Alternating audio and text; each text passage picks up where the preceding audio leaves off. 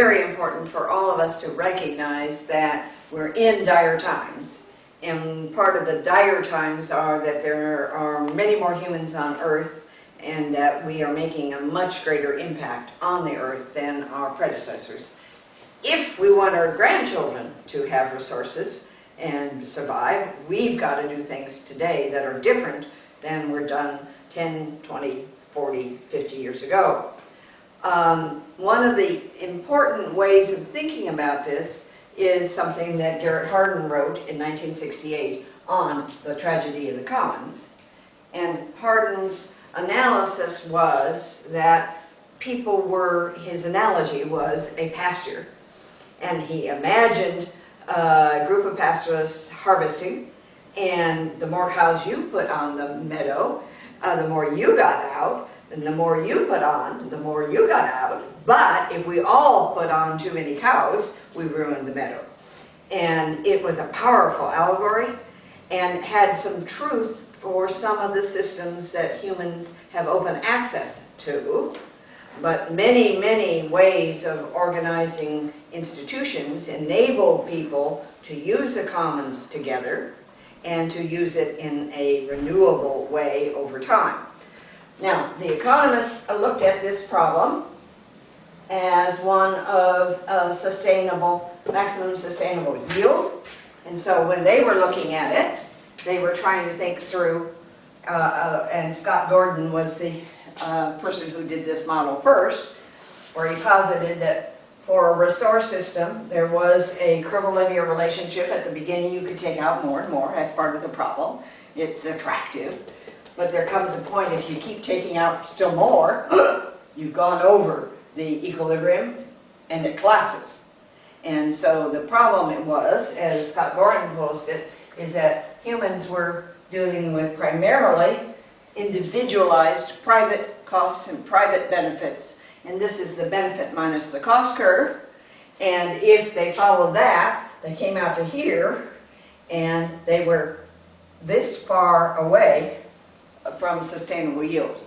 And if you harvest this much over, instead of sustainable year after year after year, you use it up and it may collapse and disappear.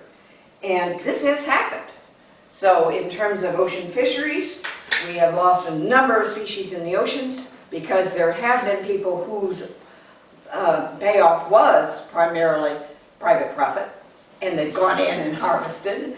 Sometimes we call them roving bandits because they can harvest here and then they just rove on to move someplace else, and there is some very important work on roving bandits. But there are many people who are not able just to roam and steal. They have a time and place that is theirs.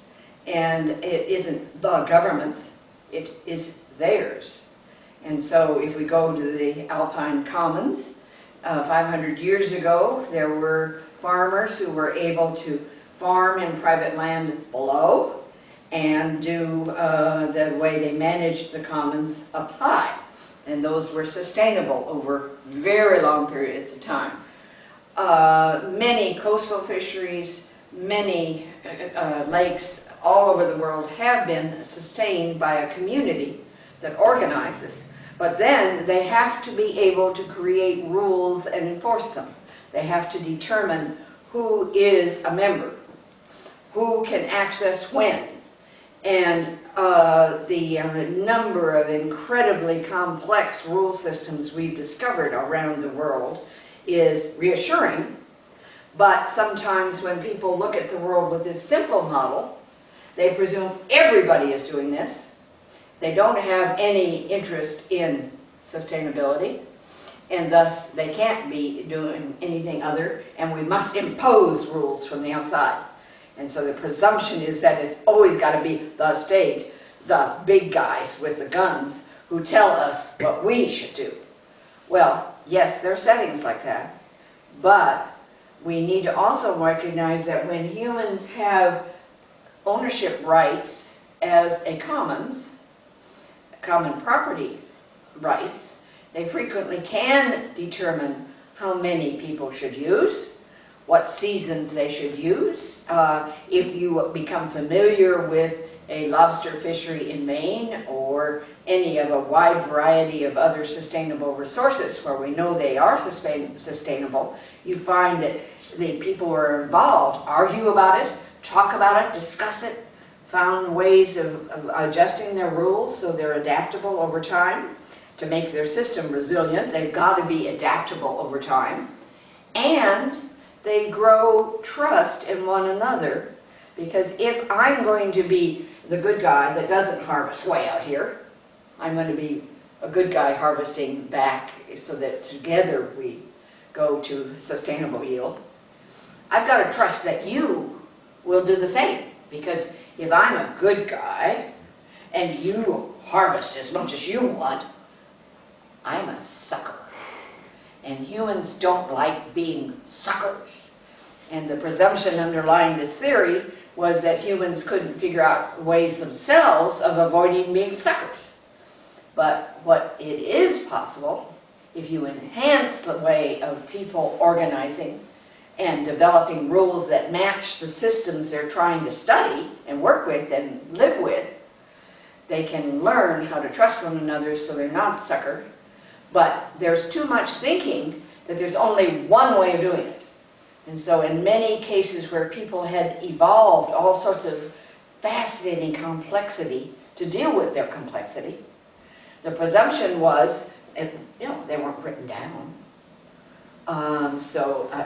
Colonial powers, for example, came in Eastern Africa and said, oh, well, they're overusing the Maasai, they kicked them off of their land and nationalized it, and then made it much less. They didn't understand it, so they were over-harvesting. And so we've got to understand the institutional diversity that is out there, because if we're going to actually protect biodiversity and not have just simple systems, but complex systems where there are many species interacting, we have to have local knowledge that's rich about those institutions, those ecologies. So we've got to have institutions that match the complexity of the systems that are involved. And those systems have to be complex.